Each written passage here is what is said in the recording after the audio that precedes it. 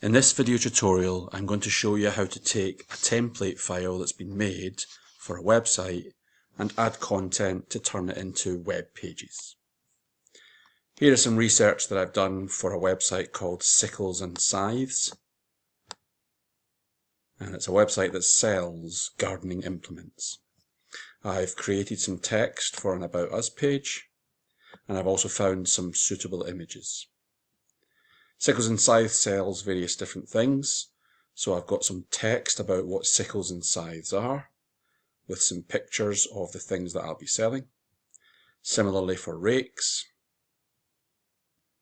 forks, and spades. Notice that there are some problems with some of these images. For example, this picture of a rake here actually does not have a transparent background, and the checkerboard here is actually part of the picture. This can be seen even more clearly in this picture of a fork, where there's a larger checkerboard. The checkerboard should be transparent, but it's actually a part of a screenshot that someone's taken of a transparent image. So these will cause problems for the quality of the website that's made. I'm going to have a look at the website in Microsoft Expressions. So I have various sections: header, main, asides, footers, and I also have a style sheet with all the information that makes that page look the way it does in the browser. And if we check it out in the browser, I have an example here, and you can see that there are gradients, there are rollover buttons. At the moment, these buttons here have links to pages, and these buttons here don't have any yet. So let's get started then. We're going to create an About Us page from the template. So I'm in here at the template file, and what I need to do is save a copy of it with a different name. So I'm going to go to File, Save As, and then I just change the word template to then represent one of the other pages. I'm going to make an About Us page. Notice no spaces in the names, because these change into characters that cause problems. I'm going to click on Save, and I now have a new page, but it looks just exactly like the template. So the very first thing I'm going to do is to go up to the title and change this to Sickles and Scythes About Us, so that it looks different. And also I'm going to come into the body section here, and I'm going to add a heading to this main section. A little bit difficult sometimes to scroll around.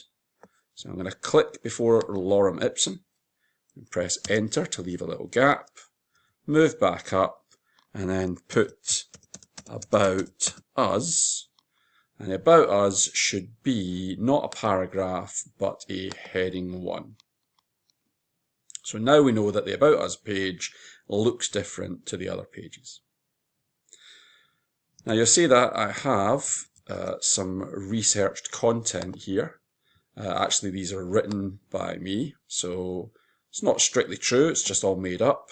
But I'm going to take this information here, and if I right click and copy, I'm doing this in Microsoft Word. And when I come back to here and then highlight all the lorem ipsum text, so the lorem ipsum text was just placeholder, just holding the space there until real information goes in. And if I just go to edit and paste, then you can see that it's not looking particularly great there, and it's brought in a whole load of classes and tags around here that mess up my HTML. So I don't want to do that. I'm going to go edit, undo. And instead, when I put text in from somewhere else like Word or Google Docs, I'm going to go to edit, paste text rather than paste, and then choose normal paragraphs without line breaks, the bottom option. When I click OK now, then it's come in, quite clean, and that's going to be a much better page for browsers to render.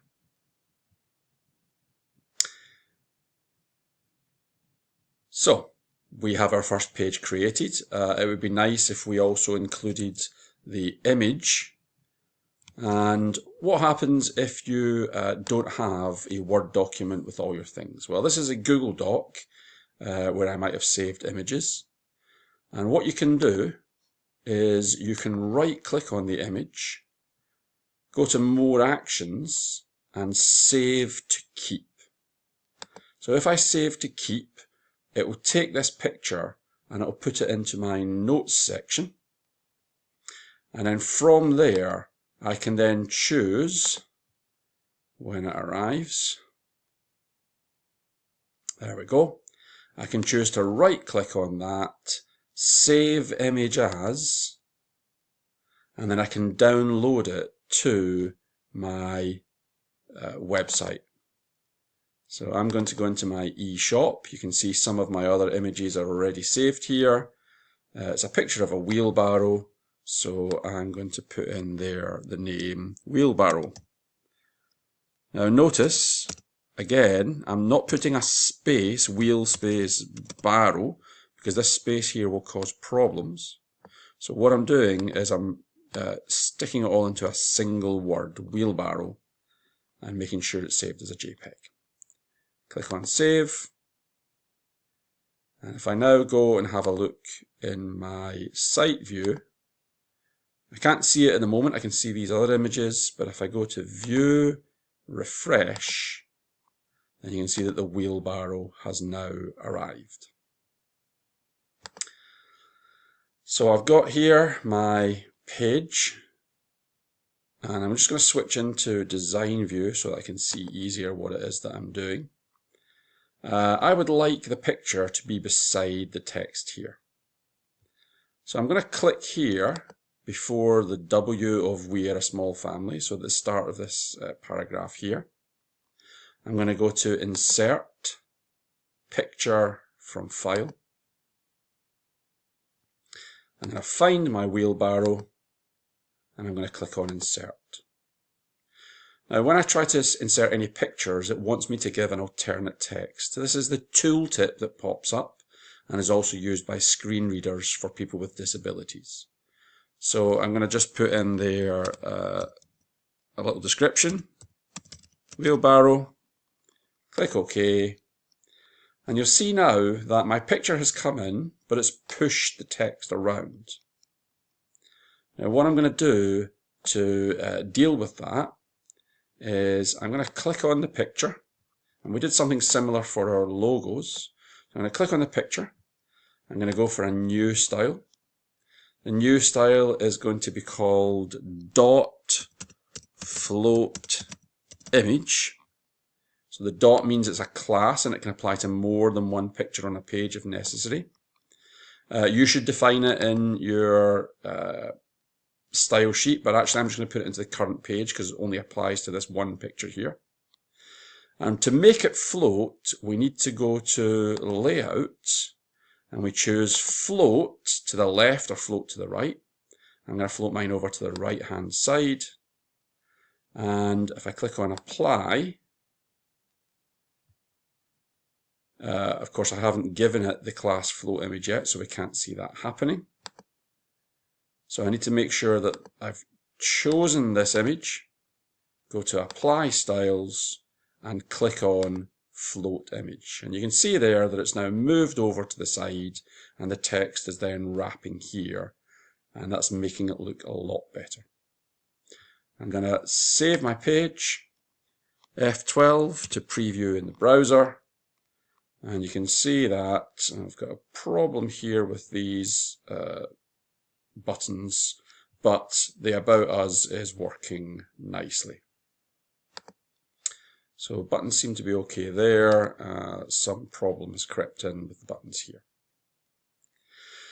So in the same way, you can take text about different items and you can add it to different pages. So I'll show you one more example. Here's my sickles and scythes. I'm going to highlight all of this information.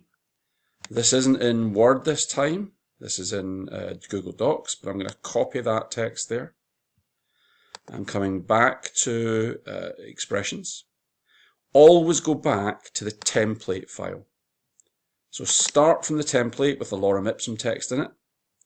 File, save as to make a copy.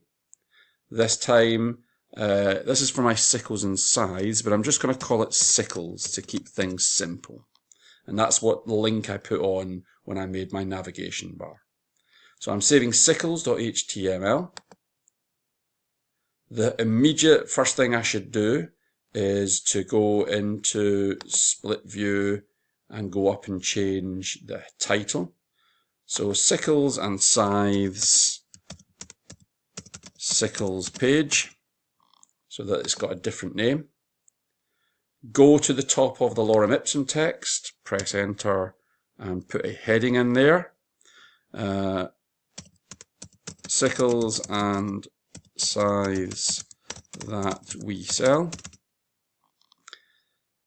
And you should then create that as a heading 1, so it's nice and big. And then you can replace the lorem ipsum text. I'm just going to go into design view to make that easier for myself. So I'm going to highlight all of the placeholder. And remembering not to just paste it, but to go edit, paste text, normal paragraphs without line breaks, the bottom option, click OK, and we've got some nicely formatted text appearing there. In this case, I would like to then be able to add in some of the images. And if I go back and have a look at my research, you can see that I've got various different pictures. I've already saved all of these and put them into my site view. So there's modern sickle, hand sickle, and so on. So I can then add these in to the page. And what I'm going to do is I'm going to click just before this paragraph here, insert picture from file. I'm going to choose the hand sickle there and insert it. And I'm going to put just hand as the keyword there. It's a bit in the large side, so I'm going to click on it, grab this corner and squash it down a bit to be a reasonable size. That's why we try to get small images in the first place, so that they're not too big for the page. And then I would like to apply the float image style. But because I only put it into the page here, it's not appearing in the style sheet. So you'll see here, if I go back into split view, that at the top of the page, I've got a style section in the head that has float image there. And this is one of the reasons why you should always save things to your CSS style sheet rather than into the current page. So I'm going to copy that there, move it into the style sheet. I'm going to scroll all the way to the bottom and then press enter and paste so that my float image style is available to all of the pages now. Save everything there, go back to sickles, and now you can see that I can click on that and apply float image to float it to the side of the page. I'll then maybe take this paragraph here, put another one in. So insert picture from file. I'll maybe then put in some other kind of sickle. Let's maybe say a modern sickle. Insert that. Call it modern. It's not such a bad size, this one. I'll maybe just shrink it down a little bit to there. And then apply float image. And then I'm going to preview it in the browser. We can see maybe a little bit of adjustment needed here, but it's got both images